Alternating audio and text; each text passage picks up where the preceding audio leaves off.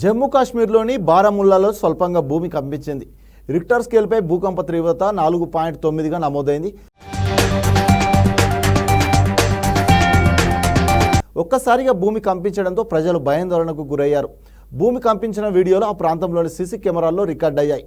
ఈ ఘటనలో ఎవరికి ఏమీ కాలేదని ప్రజలందరూ క్షేమంగా ఉన్నట్టు అధికారులు వెల్లడించారు.